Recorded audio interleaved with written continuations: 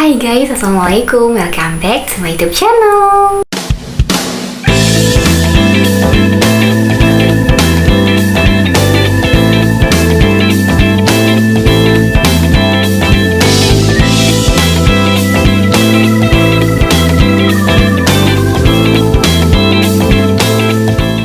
Di video kali ini, sesuai dengan janji aku akan bercerita tentang bagaimana proses aku akhirnya dalam waktu 1 minggu memutuskan untuk jadi mahasiswa S2.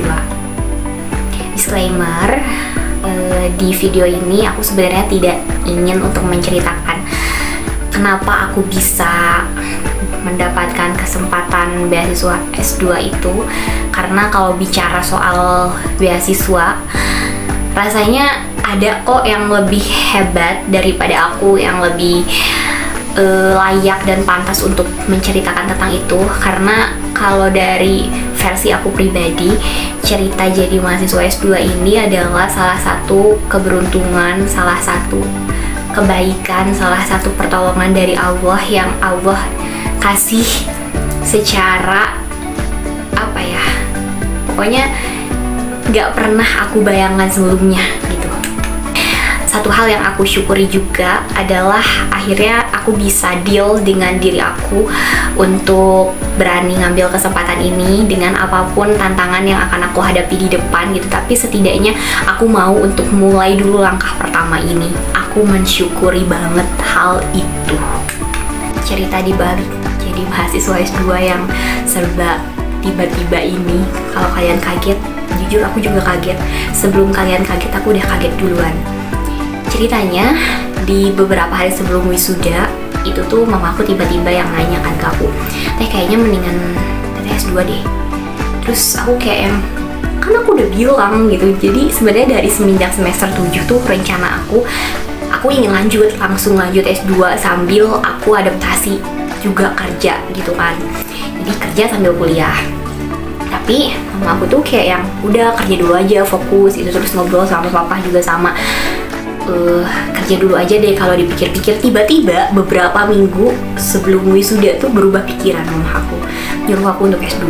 Kan kayak dalam hati tuh kan udah dibilang dari dulu mau S2 gitu, tahu kayak gini mau S2 sekarang kan disiapin dari jauh-jauh hari gitu. Ini udah wisuda gitu, udah mulai kuliah S2-nya yang lain, sedangkan kayak aku baru yang di situ mencari-cari kesempatan, masih adakah peluang untuk aku bisa S2 di tahun ini.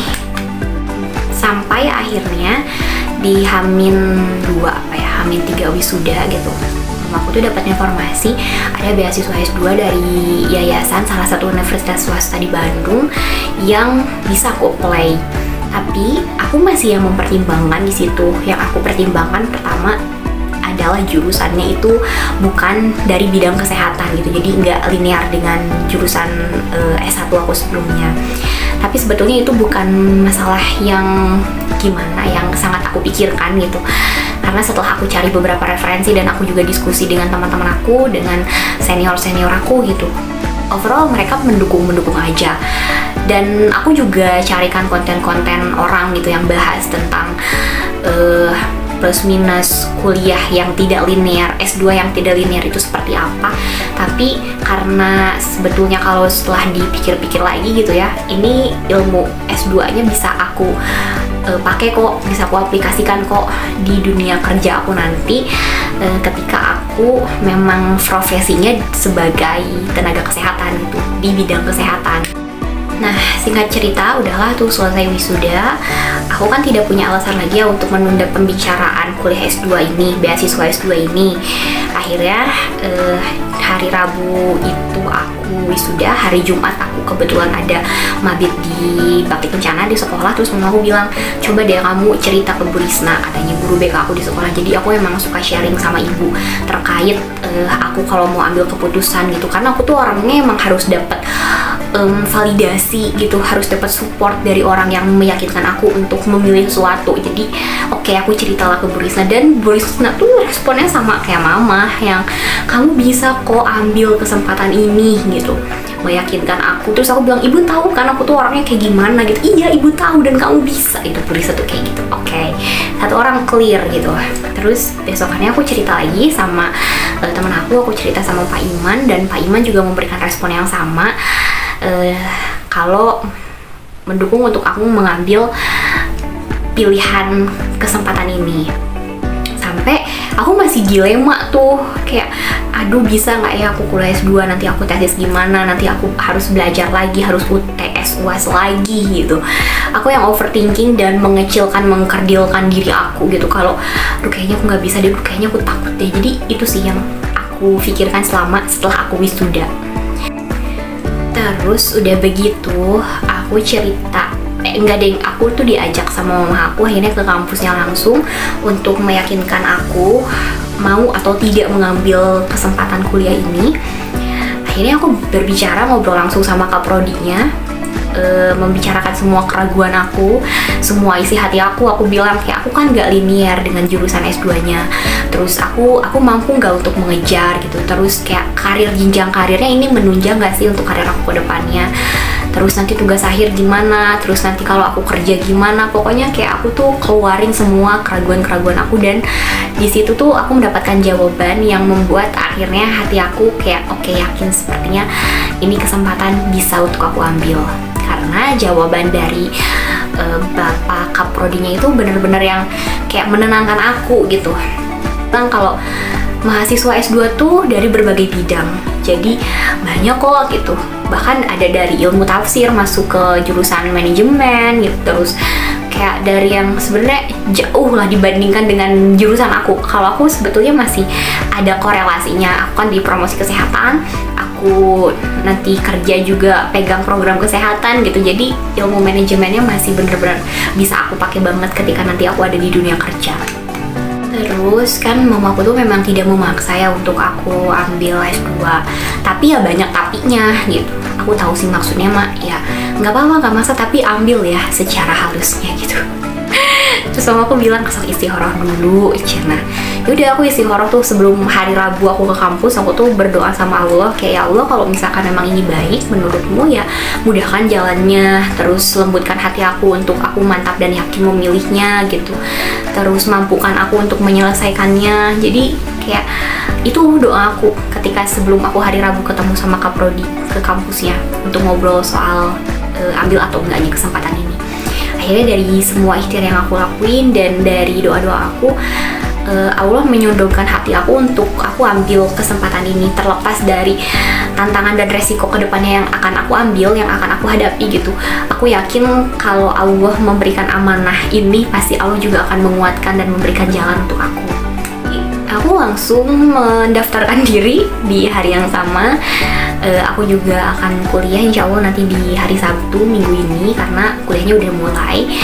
Terus pertanyaan apa aja yang aku lakuin hingga aku bisa mendapatkan kesempatan ini, sebenarnya teman-teman yang percaya manifesting, aku yang awalnya nggak percaya dengan manifesting akhirnya percaya, karena beberapa kali manifesting yang aku sadarin maupun tidak aku sadarin itu kejadian di hidup aku. Jadi teman-teman, aku tuh memang dari sejak sekolah ketika ditanya nanti rencananya ketika udah kuliah mau gimana gitu, aku selalu bilang aku mau lanjut sekolah lagi. Pas aku kuliah juga sama, ketika ditanya kamu udah lulus dari sini mau kemana, aku mau sekolah lagi. Aku selalu bilang ke orang-orang kalau aku tuh pengen S2, aku pengen sekolah lagi. Padahal di situ tuh kondisinya kadang aku jawab dengan bercandaan gitu ya, dan aku juga kayak yang ya udah itu hanya untuk mengalihkan aja topik orang supaya yang enggak terlalu kepo dengan urusan pilihan di hidup aku gitu kan. Kadang kan apalagi ketika udah kemarin dekat-dekat wisuda ya, orang-orang kan kapan bawa calon, kapan nikah, udah umur segini gitu. Sedangkan kayak aku tuh punya fokusnya sendiri loh gitu, aku tuh punya start and finishnya sendiri gitu, aku punya rencana sendiri untuk hidup aku gitu, yang bahkan orang tua aku aja tuh gak punya hak untuk yang menentukan apa yang harus aku lakuin di masa depan aku nanti gitu, karena kendalinya nggak ada di orang lain, kendalinya tuh ada di aku dan ada di Allah yang mengatur semuanya. Jadi aku tuh semakin yang dikuatkan gitu selalu dengan percaya diri menjawab aku mau sekolah lagi, aku mau sekolah lagi, ketika sekarang dihantam dengan pertanyaan kapan nikah gitu.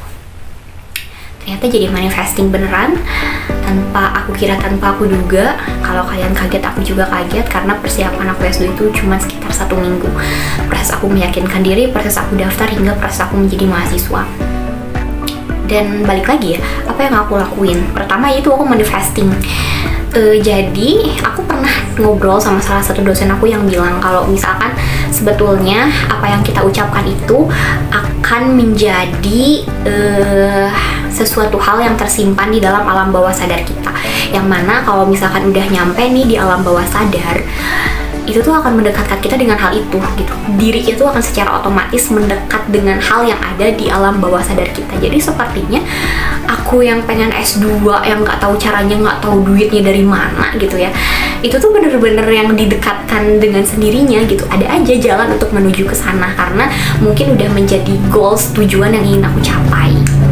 Yang pertama, jadi aku bisa kuliah S2 ini nggak seperti orang-orang yang mungkin dapat kesempatan beasiswa S2 karena mereka pintar, karena mereka mahasiswa berprestasi, mereka punya segudang prestasi dari lomba segala macem gitu ya. Selama kuliah aktif ini itu, nggak, aku bukan masuk S2 dengan jalur itu, tapi aku rasa ini adalah jalur aku manifesting dengan diri aku sendiri, dan aku yang manifesting sama takdir dari Allah. Akhirnya Allah memberikan beasiswa kepada aku lewat jalur ya ini, pertolongan dan hadiah langsung dari Allah untuk aku dan orang tuaku. Terus yang kedua adalah sebetulnya aku di hampir mau 2 tahun ini benar-benar fokus mengurusi hidupku sendiri. Setelah aku ada di fase dimana aku bener-bener yang ingin melihat ke dalam diri aku gitu ya, aku tuh sebenarnya punya apa sih gitu, aku tuh sebenarnya inginnya apa sih gitu. Di 2 tahun ini aku bener-bener yang nggak terlalu fokus dengan hidup orang lain gitu, dengan pencapaian orang lain, dengan urusan orang lain gitu. Kayak ya udah, yang membuat aku enjoy aja, yang boleh ada di sisi aku, yang membuat aku nyaman aja, yang boleh ada di sisi aku. Karena aku nggak mau dengan aku ingin tahu dan recokin urusan orang lain itu malah jadi nggak fokus sama diri aku sendiri. Itu sebenarnya membantu aku banget sih untuk mendekatkan aku dengan lebih banyak hal-hal baik di hidup aku. Yang ingin aku sampaikan juga, aku tuh merasa bahwa semua yang Allah kasih ke aku di hari ini, pada saat ini, adalah buah daripada kesabaran aku, keikhlasan aku menghadapi kejadian pahit yang tidak menyenangkan di masa sebelumnya. Jadi nggak ada kok, Allah tuh ngasih sesuatu yang instan. Semua ada perjuangannya, semua ada harganya, dan harus kita bayar.